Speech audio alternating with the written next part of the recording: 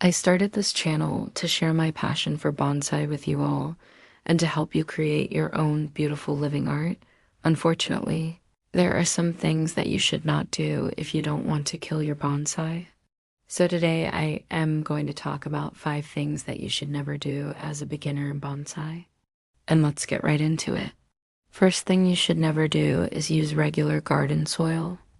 Now, when you buy a tree from a nursery or somewhere else, they usually come planted in regular potting mix. But this is a huge no-no in the bonsai world. That stuff is way too fertile and will cause your bonsai to become root-bound very quickly. The soil also retains too much water and can lead to root rot and death. A lot of those Miracle-Gro type fertilizers have a lot of salts in them that can also harm the delicate root system of a bonsai. So what kind of soil should you use? Use a soil specifically made for bonsai. This stuff is usually a mix of pumice, lava rock, bark, and sometimes perlite. It doesn't contain any fertilizers and has good drainage, which is exactly what you want for your bonsai. Most bonsai trees don't need fertilizer. They're fed by the soil microbes that live in the soil. And if you add fertilizer to that mix, you'll end up burning the roots and killing your tree. But even if you do get a bonsai soil, you still need to make sure that your pot has adequate drainage holes. If it doesn't, then just make some more. Just be careful because sometimes if you drill too many holes, you can make the tree unstable. So make sure you're only drilling a couple extra holes if you need to. Second thing you should never do is overwater or underwater your bonsai. As I mentioned earlier, regular potting soil retains too much water and can suffocate the roots and kill them. On the flip side, underwatering your bonsai can also dry out those roots and also kill your bonsai. So how often should you water your bonsai? Well, it really depends on the size of your pot and the type of tree that it is. But generally speaking, if you poke your finger in the soil and the top inch is dry, then it's probably time to water your bonsai. One great feature of most terracotta pots is that if they're completely dry, then it's time to water. If it's still wet, then don't. Another way to tell if your bonsai needs water is by looking at the leaves. If they start wilting or drooping, then it's probably time to water your tree. Now, watering techniques is another topic altogether. Make sure to watch my video on how to water your bonsai. You definitely don't want to spray water onto your bonsai or pour it directly onto the trunk. Both of these methods can lead to root rot and death. Third thing you should never do is lose interest in your bonsai. Bonsai is a hobby that requires patience. It's not like growing annuals where you can see results within a couple weeks.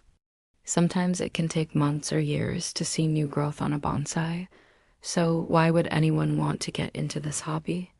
Well, it's because of the meditative aspect of bonsai. Taking care of a bonsai teaches you patience, discipline, and respect for nature. It's a living piece of art that you can interact with every day. You get to wake up and see something beautiful that you created yourself. But it does require dedication and work. Even though it doesn't grow fast, you still need to keep up with watering, pruning, and fertilizing. If you do this consistently, then your bonsai will reward you with beautiful foliage and maybe even flowers or fruit. It may seem daunting at first, but don't worry. Every great bonsai grower started out as a beginner.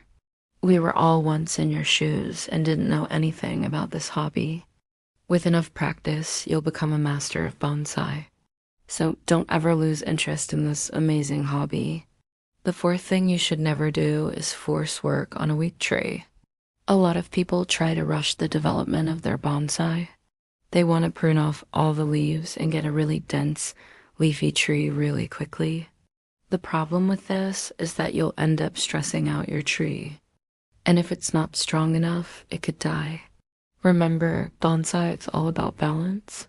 You want to remove some branches to make the tree look aesthetically pleasing, but you don't want to remove so many that you stress out your tree. Removing too many branches can shock the tree and make it susceptible to pests and diseases. It can also cause deback, which is when the ends of the branches turn brown and crispy and eventually fall off. So how do you know if you're doing too much to your bonsai? Well, you want to look for signs of stress, such as yellowing leaves, dropping leaves, stunted growth, or deback. If you see any of these signs, then back off and let your tree recover. The general rule of thumb is that you want to remove no more than 1/3 of the foliage on your tree in a single session. So if you have a large tree, then it's okay to prune a lot. But if you have a small tree, then you want to be very conservative with your pruning. Also, you should never prune during the growing season. You only want to prune during the dormant season. If you prune during the growing season, then you'll be pruning off new growth and stressing out your tree. You only want to prune during the dormant season because that's when the tree is at its weakest. So if you prune during that time, the tree will be able to recover and bounce back. The fifth thing you should never do is repot your bonsai in the spring. Spring is when the tree is actively growing. And if you disturb the root system during that time, then you'll be stressing out the tree. Instead, you want to repot your bonsai in the fall or winter, which is when the tree is dormant. The best time to repot is about 6 weeks before the last expected frost. During the dormant season, the tree is not actively growing, so it'll be able to recover from the stress of being repotted. Plus, you'll be able to see the roots more clearly since they aren't covered in soil. So you can make sure that you're not damaging any of them while you're working. When you're repotting your bonsai, always make sure to keep the graft line above the rim of the pot. If you don't, then you'll be stressing out the tree and it could die. You want to make sure that the graft is above the rim of the pot because it allows for air circulation around the graft. This helps prevent rot and disease from forming around the graft. So there you have it, 5 things that you should never do as a beginner in bonsai. If you followed this advice, then you should be well on your way to becoming a bonsai master. I hope you enjoyed this video and learned something new. If you did, then please leave a thumbs up below. And if you want to learn more about bonsai, then stay tuned for more videos. Thanks for watching.